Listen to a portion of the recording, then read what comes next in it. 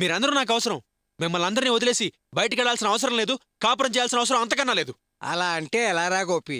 ఇదంతా మీ మంచి గురించే కదరా ఆలోచించే నిర్ణయం తీసుకున్నాం. అన్నయ్య చెప్పిన దాంట్లో న్యాయం ఉందని చెప్పే నేను కూడా సరే అన్నాను. ఏంటి న్యాయమా? ఏంటి నాన్న న్యాయం? మిమ్మల్ని అందరినీ వదిలేసి వెళ్ళిపోవడం న్యాయమా? చూడన్నా, మీరందరూ నా ఊపిరి. నేను ఇక్కడి నుంచి వెళ్ళిపోవడం అంటే నా ఊపిరిని ఇక్కడే వదిలేసి వెళ్ళిపోవడం. అలా జీవం లేకుండా నేను వెళ్ళిపోతే నేనక్కడ చేసేది కాపురం కాదు, సంసారం అంతకన్నా కాదు. అదీగాక మన కుటుంబంలో నేను ఒక్కడనే సంపాదిస్తున్నాను.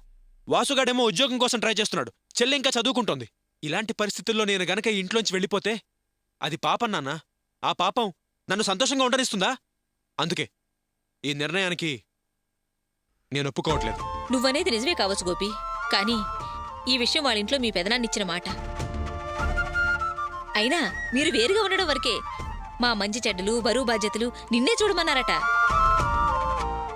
నీ సంపాదనతోనే మమ్మల్ని పోషించడానికి వాళ్ళకేం అభ్యంతరం లేదన్నారట. అందుకని వాళ్ళు చెప్పినట్టు విని వేరే వెళ్ళమంటారా? చూడమ్మా, ఇది నా సమస్య. నిర్ణయం తీసుకోవాల్సింది నేను. అనవసరంగా నాకు సర్ది చెప్పే ప్రయత్నం చేయకండి. కోపం తెప్పించద్దు. అన్నయ్య, ఇప్పుడేమైందని అంత కోపంగా మాట్లాడుతున్నావు? ఈ ఇంట్లో మీరు మాతో కలుసుంటే నువ్వు వదిన సంతోషంగా ఉండలేరని అనుకుంటున్నారు. వేరే ఉంటే అత్త మామ ఆడబిడ్డలతో సమస్యలుండవని వాళ్ళ అభిప్రాయం. మనమేం శత్రువుల్లా విడిపోవట్లేదే. ఈ ఊళ్ళోనే కాస్త దూరంగా మరో ఇంట్లో ఉంటావు. రాకపోకలు మాట మంచి అన్నీ ఉంటాయి కదా.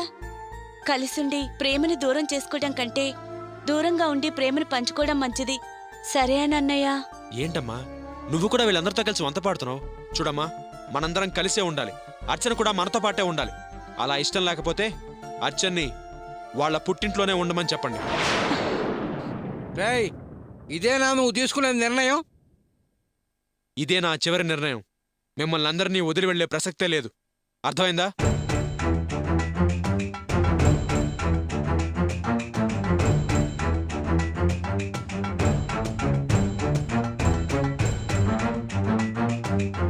రండి, రావాలి రావాలి, రండి త్వరగా రండి. నాన్న, రండి అమ్మా, రండిరా. ఏంటిదంతా? మేమేం చేసినా నీ సంతోషం కోసమే కదరా. నా సంతోషం కోసమా? అసలు మీరు ఏం చేస్తున్నారు? నువ్వు వేరే కాపురం పెట్టనంటున్నావు, అందుకే ఇక మేమే వేరే వెళ్ళిపోతున్నాం. నడవండిరా. రాణి, ఆగండి. ఏంటి నాన్న ఇదంతా? ఏంటి మీరు చేసే పని? నాకేం అర్థం కావట్లేదు. రేయ్, మా మాట నువ్వు వినవు, నీ మాట మేము వినవు, అందుకే వేరేగా వెళ్ళిపోతున్నావు రా. పదండి, రాణి. అందరూ ఆగండి, ఒక్క నిమిషం ఆగండి. మనందరం కలిసి ఉండాలనే కదా నా తాపత్రయం. అర్థం చేసుకోరండి. అందుకే కదరా వేరే కాపురం పెట్టమనేది. మా ఏర్పాట్లు మేము చేసుకున్నాం, మేమే వేరుగా వెళ్ళిపోతున్నాం. నడవండి. సరే, మీ ఇష్ట ప్రకారమే కానిద్దాం. నేను వేరేగా వెళ్ళడమే మీకు ఇష్టమైతే అలాగే చేద్దాం. ప్లీజ్, ముందందరూ లోపలికి వెళ్ళండి. రాణి, రే వాసు, నువ్వు లోపలికి నడు. భాగ్యం, పద.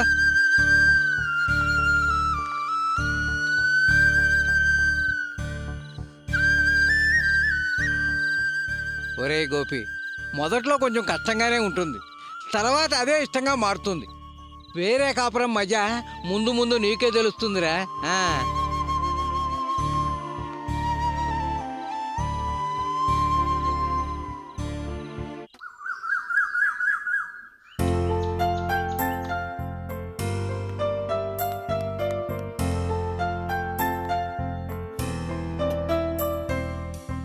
రండి మావయ్య గారు.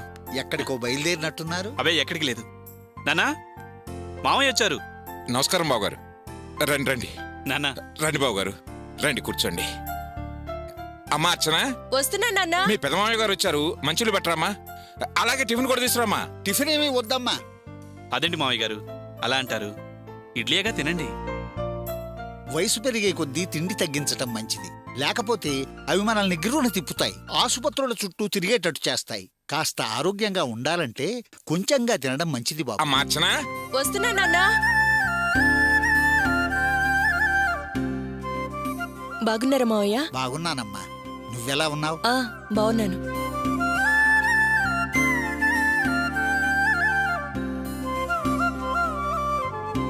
అవును, మా వియ్యపురాలెక్కడా కనిపించటం లేదు? అది కోడలు గుడికెళ్ళారండి. ఈ పాటికి రావాలి, వస్తూనే ఉంటారు. అవును, మీరు మీ వాళ్ళతో మాట్లాడారా? ఏమన్నారు? అంతా మంచే జరిగింది, అందుకేగా మళ్ళీ వచ్చాను.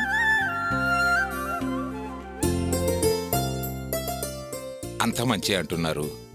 వీళ్ళు వేరే కాపురం పెట్టుకోవడానికి అంతా ఒప్పుకున్నారా? అందరూ సరేనన్నారా? ఒక విధంగా ఒప్పుకున్నట్టేనండి. మీరన్న పద్ధతులన్నీ చెప్పాను, అందరూ సరేనన్నారు. వాడు వేరే కాపురం పెట్టడానికి ముందు కాస్త ఇబ్బందిగానే ఫీల్ అయ్యారు, కానీ చివరకు మెత్తబడ్డారు. ఎలాగైతేనే పచ్చజెండా ఊపారు. నా మనసు కాస్త కుదటపడింది బావగారు. చాలా మంచి వార్త చెప్పారు. అవును బావగారు, ఇల్లేమైనా చూశారా? మా ఇంటి దగ్గరే 4 ఏళ్ల అవతల చూశాం. సౌకర్యంగానే ఉంది కదా? పెద్ద ఇల్లేం కాదు, కాకపోతే అన్ని సౌకర్యాలు ఉన్నాయి. వాళ్ళిద్దరికీ చక్కగా సరిపోతుంది. ప్రస్తుతానికి అది చాలు. చాలకపోతే ముందు ముందు అవసరాన్ని బట్టి చూడొచ్చు. అచ్చనా, నువ్వు రెడీగా అమ్మా. అమ్మగారు రాగానే చెప్పి ఆశీర్వచనాలు తీసుకొని బయలుదేరొచ్చు. అలాగే మావయ్య.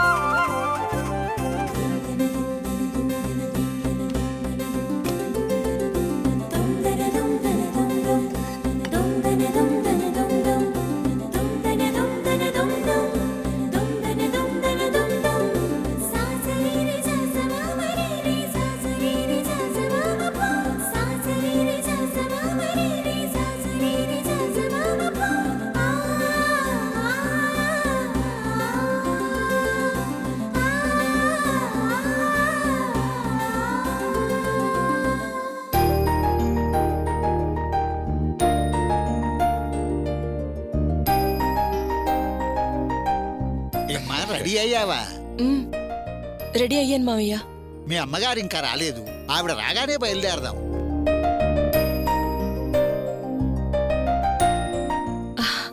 అమ్మా,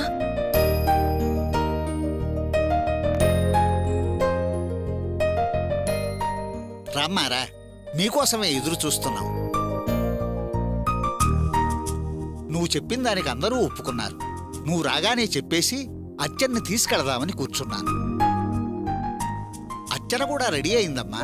అమ్మా అచ్చన, అమ్మ కాళ్ళకి దండం పెట్టి ఆశీర్వచనం తీసుకో, వెంటనే బయలుదేరదాం. ఆగో, ఏంటి దండం పెట్టి బయలుదేరడం? అదెక్కడికి రాదు, నేను దాన్ని ఎక్కడికి పంపించను.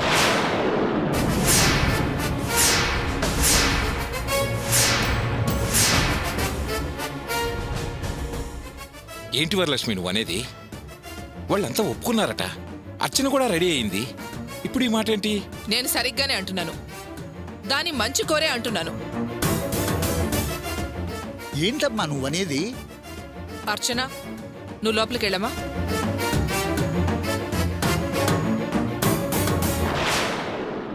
లోపలికి వెళ్ళమ్మా.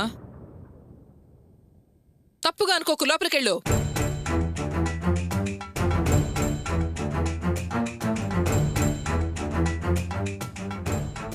మీరు వేరుగా భావించకండి. మా అమ్మ ఎక్కడికి రాదు, అది దానికంత మంచిది కాదు. ఏంటి వరలక్ష్మి, తెలిసే మాట్లాడుతున్నావా? అసలు నీ మనసులో ఏముంది? అంతా సక్రమంగా అయిపోయిందని సంతోషంగా ఉండడమే పాపం. పొల విరిచేసి ఆ సంతోషాన్ని కాస్త మాయం చేస్తావు. అసలు కన్నతల్లిగా ఆలోచిస్తున్నావు నువ్వు? కన్న తల్లిని కాబట్టే తన క్షేమం కోరి పంపనంటున్నాను. అర్చన నా ప్రాణం అండి, అదే నా ప్రపంచం. ఆ విషయం దానికి కూడా తెలుసు. అందుకే పంపదలుచుకోలేదు. ఇప్పుడు ఇలా అంటావేంటమ్మా? నువ్వు చెప్పమన్నవన్నీ చెప్పాను కదా, వాళ్ళని ఒప్పించాను. తీరా అచ్చన్న అత్తారింటికి తీసుకెళ్లే టైంలో మళ్ళీ పుల్ల వేస్తావేంటి? మీరు చెప్పేదంతా సరేనండి, కాదన్ను. మీరు అర్చన్ని సంతోషంగా తీసుకెళ్లొచ్చు, కానీ మరో షరతు. అమ్మా, మళ్ళీ మరో షరతా? ఏంటమ్మా ఇది? రేయ్, నువ్వాగరా. ఏదైనా నా కూతురు సంతోషం కోసమే నేను చేస్తున్నాను. నా షరతు ఒప్పుకుంటేనే అది గడప దాటేది. ఏంటమ్మా నువ్వనే ఆ షరతు? అది వేరే కాపురం పెట్టడం అంటే ఖచ్చితంగా అది వేరు కాపురంగానే ఉండాలి. వెళుతూ పోతూ కనిపించేట్టుగా అలా 4 ఇళ్ల అవతల ఇల్లు తీసుకుని పేరుకు పెట్టేశాం వేరు కాపురం అంటే మాత్రం కుదరదు. ఇప్పుడు ఏం చేయాలో చెప్పమ్మా. చూడండి, గోపి ఆ ఇల్లు వదిలొచ్చాక ఆ ఇంటితో ఏం సంబంధం ఉండకూడదు. ఆ ఇంటి మీద కాకి ఈ ఇంటి మీద వాలనట్టుగా ఉండాలి. అమ్మ, నాన్న, చెల్లి, తమ్ముడు అంటూ ఓ రావడం పోవడం, రాసుకు పూసుకు తిరగడం అన్నీ ఆపేయాలి. అతని సంపాదన మీద హక్కు అర్చనకే ఉండాలి. సరే అంటే చెప్పండి, మేము వచ్చి మా కూతుర్ని దించి పాలు పొంగించొస్తాం. ఇలా అనే బదులు నా కూతురు వేరే కాపురం పెట్టదని ఆ మాట ముందే చెప్తే పోయేది కదమ్మా. నీ కూతురు సంతోషంగా కాపురం చేయడానికి ఇదంతా అవసరమా? దాని సంతోషం కోసం వాళ్ళని కష్టపడతావా? అసలు ఆ సంసారం ఆధారపడింది అల్లుడు గారి సంపాదన మీద. ఏ బాధ్యతలు ఉండకూడదు, పైసా కూడా ఆ కుటుంబానికి పెట్టకుండా రావాలి బయటికేనంటే న్యాయమా చెప్పు? నీ కూతురు గురించి ఆలోచించాలే గాని గుంతెమ్మ కోరికలు కోరకూడదే. నీ వాలకం చూస్తుంటే అసలు నీకేదో గాలో దూలో పట్టి పీడిస్తున్నట్టు అనిపిస్తుంది. పోను పోను నీ పద్ధతి బ్లాక్మెయిల్ పద్ధతిలాగా అనిపిస్తుంది. నన్నే ధూళి పీడించడం లేదు, నేనే మోసం చేయడం లేదండి. మన అమ్మాయికి ఆ ఇంట్లో రక్షణ లేదండి, అందుకే నేను ఇలా మాట్లాడాల్సి వస్తోంది. ఆ వేళ నువ్వే కదమ్మా అన్నావు, నా కూతురు వేరే ఉండటం ముఖ్యం కాని గోపి సంపాదన ముఖ్యం కాదని. అతని సంపాదన కుటుంబానికి పెట్టుకోవచ్చు అని. అదే విషయం నేను వాళ్లతో చెప్పాను, వాళ్ళు సరే అన్నారు. ఇప్పుడు ఇలా మాట మార్చటం అన్యాయం కాదు? అప్పుడు నిజంగానే అలాగే అనుకున్నానండి. నేనిప్పుడు మాట మార్చడానికి కారణం ఉంది. నా కూతురు వేరుగా ఉండడానికి ఏమీ ఇబ్బంది లేదు, కానీ దాని ప్రాణానికి ముప్పు ఉందని నాకిప్పుడే తెలిసింది. వాళ్ళు ఒప్పుకున్నారన్నాను కదా, మళ్ళీ అచ్చన ప్రాణాలకు ముప్పు అంటావేంటి? బలమైన ఆధారం ఉండబట్టే అంటున్నాను. నీ మనసుకొచ్చిందేదో అనేసి దానికి ఆధారాలున్నాయి, మట్టిగడ్డలున్నాయి అని అంటావు. అన్నీ నీ నిర్ణయాలేగా. నా నిర్ణయాలు కాదు, నేను చెవులారా విన్నాను, అన్న మనుషుల్ని చూశాను. ఎవరిని చూసావు, ఏమంటే విన్నావు? చెప్తానండి, అంత వివరంగా చెప్తాను. ఏం జయంతి, ఇవాళేదో మంచి రోజు, చాలా విశేషమైన రోజు అన్నావు, కానీ గుడిలో పెద్దగా జనం కనిపించడం లేదే. అంటే ఈ విషయం అందరికీ తెలియదనుకుంటానత్తయ్య. అయినా ఇది ఓ రకంగా మంచిదే కదా, హ్యాపీగా దర్శనం అర్చన బాగా జరిగాయి కదా. అవును, అది నిజమే. పద పద బయలుదేరదాం. అదేంటత్తయ్య, కాసేపు కూర్చుని వెళ్దాం. ఎలా జయంతి? అవతల అర్చన్ని తీసుకెళ్ళడానికి ఆ పెద్దాయన వస్తా అన్నారు, త్వరగా వెళ్ళాలి. పద. అత్తయ్య, అర్చన దర్శనం బాగా జరిగాయి, పైగా ఈ రోజు మంచి రోజు కూడా. అంతేకాకుండా గుడికొచ్చి కాసేపు కూర్చుని వెళ్ళడం ఆచారం. కాసేపు కూర్చుని వెళ్దాం అత్తయ్య. సరే పద. పదండి.